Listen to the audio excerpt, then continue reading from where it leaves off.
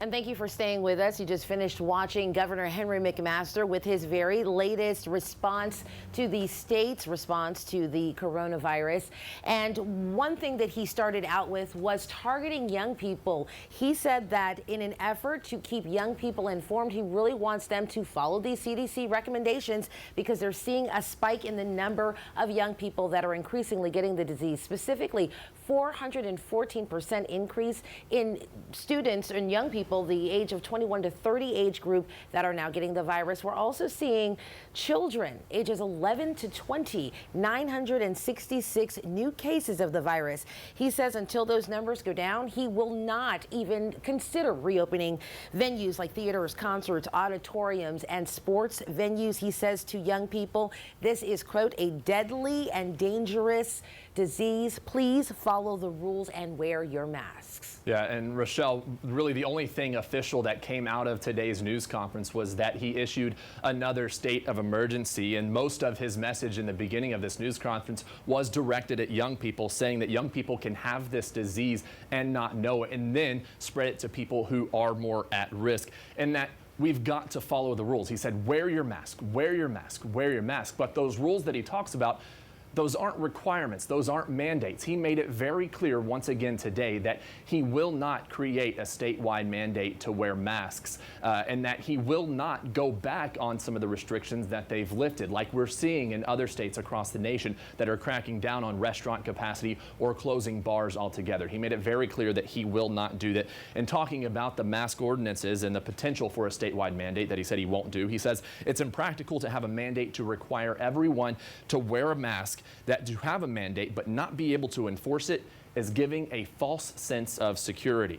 He acknowledged that it is more reasonable for local authorities to make that requirement. Of course, that is something that we're seeing in a number of cities across the state. One thing that he did make clear is that in a message to parents today that they do intend to start school and have kids back in August, and that if young people particularly will wear their masks, that they can make that a reality. But Rochelle, and the trend and the direction that the state is heading with the number of cases, we've had another close to record day in the amount of cases. That's right. They said when we heard from DHEC that this was the second highest single day total here in South Carolina. And here are the latest numbers that they gave us just a moment ago. This afternoon, DHEC announced 1,273 new cases of COVID-19 with one additional death. That's in 24 hours.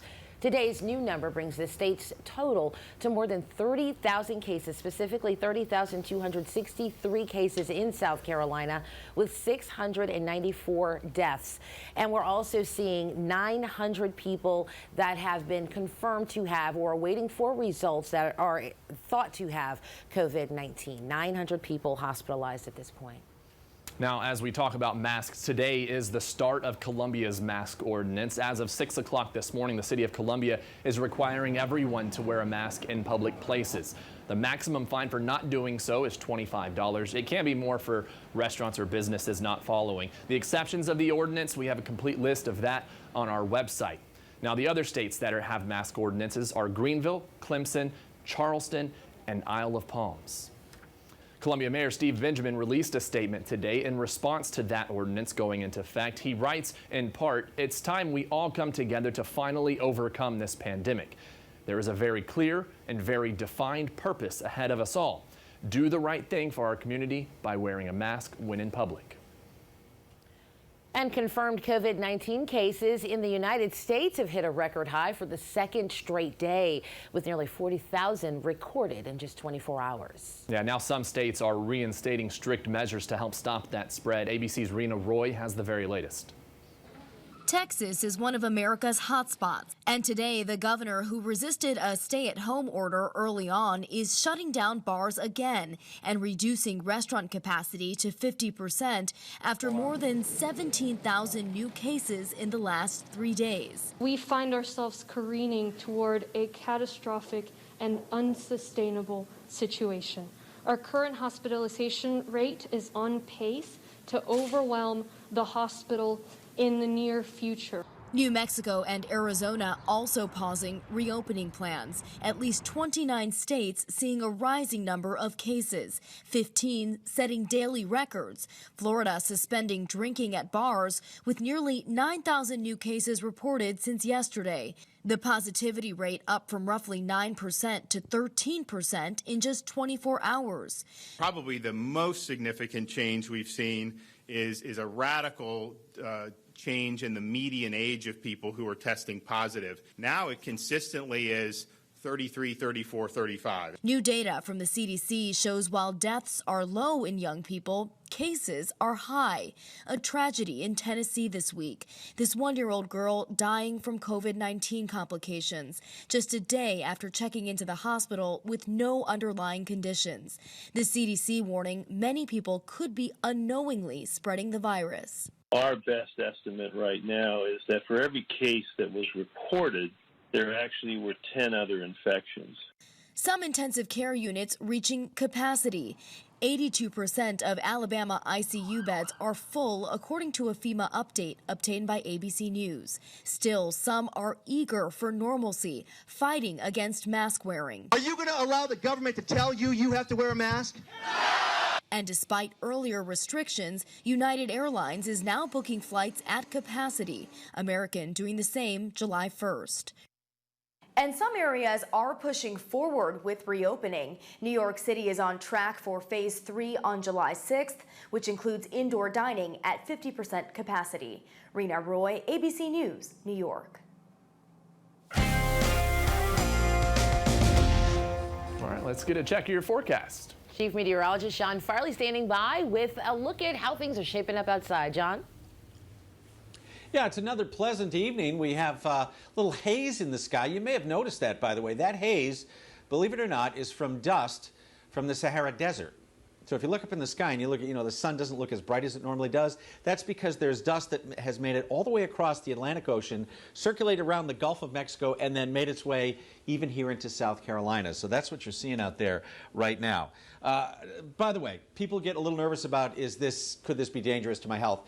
This is thousands of feet up in the sky, so there is no impact except for the fact that it makes the sunsets look more pretty and the sunrises as well. All right, so what's going on outside? It's 87 degrees, feels like 90.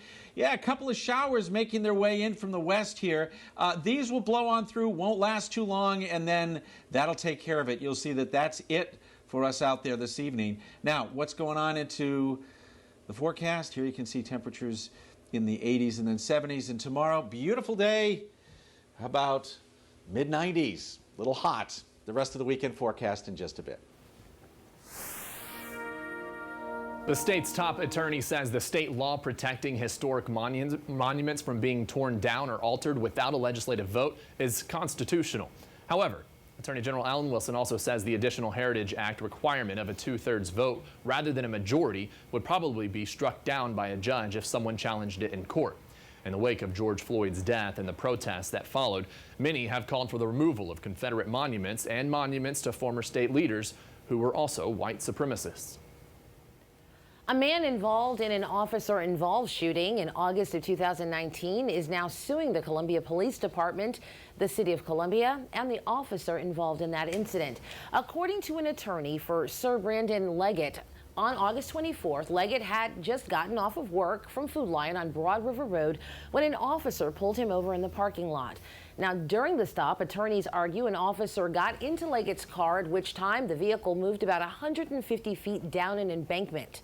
Leggett's attorneys say even though their client was not resisting arrest, the officer struck him twice with his gun before shooting him in the back of the head. From the beginning of the video to the end, the officer's demeanor just completely changed. It was not stable. Someone like that does not belong to be working as a law enforcement officer. He does not belong to be carrying a firearm, patrolling the streets of Columbia, and he needs to be terminated immediately. Now, we've reached out to the Columbia Police Department for a statement regarding the lawsuit. No word yet on a response. There was a deadly shooting at a party last night in Lexington County where a toddler was also shot. Deputies are looking for the shooter. 28-year-old Trayon Devin Newhouse died. Detectives say he was shot twice. Authorities say the shooting happened after an argument at a gathering in front of a home in the 200 block of Minolta Drive. Officials say that toddler was shot during the incident but is expected to be okay. A second shooting happened in the same subdivision while the investigation on Minolta Drive was going. According to officials, 23-year-old Taekwon Javante Williams fired a rifle multiple times toward a house in the 200 block of Nikon Circle. Williams was arrested in the subdivision after that second shooting. And there was a deadly shooting at an apartment complex overnight in Columbia. That one happened at the Cypress Cove apartment complex on Byron Road after 2 in the morning. A man was killed and 2 other people were injured, but they are expected to be okay. Investigators have been talking with people and collecting evidence from the scene. If you happen to know anything about this, you can submit a tip at crimesc.com. Richland County Coroner's Office has identified the victim of a fatal assault this month. 63-year-old Sandra Brooks died at Prisma Health on Wednesday from blunt force trauma. Authorities say on June 9th, Brooks was physically assaulted at a home on Riley Street and was taken to the hospital where she died. Columbia Police and Richland County Coroner's Office are investigating.